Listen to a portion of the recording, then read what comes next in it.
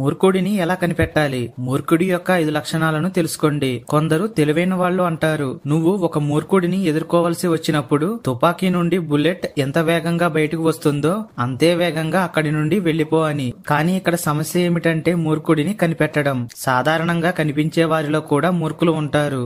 ఇప్పుడు మూర్ఖుడిలో ఉండే 5 లక్షణాల గురించి తెలుసుకుందాం. ఈ 5 లక్షణాలు ఉన్నవాడితో మీరు ఎప్పుడు వాదనలు పెట్టుకోవద్దు. అతని దగ్గర ఎక్కువసేపు ఉండవద్దు. 1. ఎవరు ఏది చెప్పినా వెంటనే నమ్మేయడం. తెలివి తక్కువ వాడు ఎవరు ఏది చెప్పినా నమ్మేస్తాడు. పరిస్థితులను ఎప్పుడు అర్థం చేసుకోలేడు. ఎవరైనా ₹1 పడేస్తే చాలు వారికి గొడ్డు చాకిరీ చేస్తాడు. ఎదుటివారు తనకు భవిష్యత్తులో ఏదో లాభం చేస్తారు అని ఊహల్లోనే బ్రతుకుతుంటాడు. తనకు ఎవరైనా కొంచెం మంచి చేస్తే చాలు వారిని ఇంటి లోపలికి తీసుకువచ్చే అంత లోకువను ఇచ్చుకుంటాడు. ఇలాంటి వారిని వాడుకొని వదిలేస్తారు. మనుషులు వాడుకొని వదిలేసిన తర్వాత కూడా వీరు వారి మోసాన్ని అర్థం చేసుకోలేరు. 2. అతిగా తినడం. తెలివితేటలు తక్కువగా ఉన్నవారు తరచుగా ఎక్కువ ఆహారం గురించి ఆలోచిస్తూ ఉంటారు.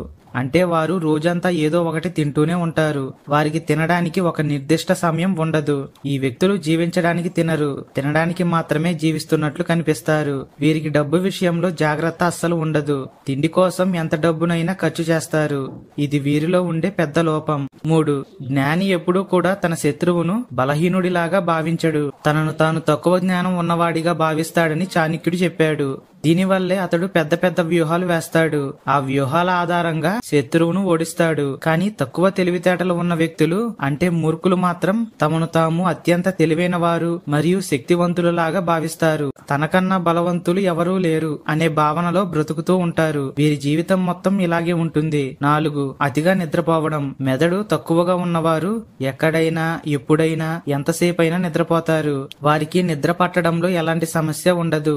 అలాగే వారు చురుకుగా ఉండవలసిన సమయంలో కూడా అలా ఉండరు. వీరికి నిద్ర చాలా త్వరగా పడుతుంది. తెలివైన వ్యక్తులు మాత్రం తక్కువగా నిద్రపోతారు. ఎందుకంటే వీరు భవిష్యత్తు గురించి ఆలోచిస్తూ నిద్రను మరుస్తారు. వీరు నిద్రపోవడానికి ఒక యుద్ధాన్ని చేయాల్సి వస్తుంది. 5. తక్కువ తెలివితేటలు ఉన్న వ్యక్తులు ఎల్లప్పుడూ తమను ఎదుటివారి ముందు పొగుడుకుంటూ ఎక్కువగా మాట్లాడతారు. వారు అవతలి వ్యక్తి చెప్పేది జాగ్రత్తగా వినరు. అలాగే ఎదుటివారు అడిగిన దానికి వీరు చెప్పే సమాధానానికి ఎక్కడ పొంతన కుదరదు. తద్వారా నలుగురిలో నవ్వుల పాలు అవుతారు. ఎప్పుడూ ఏదో ఒకటి వాగుతూనే ఉంటారు. ఇలాంటి మనుషులు ఎంత అవమానం జరిగినా ఎప్పుడూ ఏదో ఒకటి వాగుతూనే ఉంటారు. ఈ వీడియో నచ్చితే లైక్ చేసి ఛానల్ ని సబ్స్క్రైబ్ చేసుకోండి. అలాగే కామెంట్ సెక్షన్ లో ఓం అని కామెంట్ చేయండి.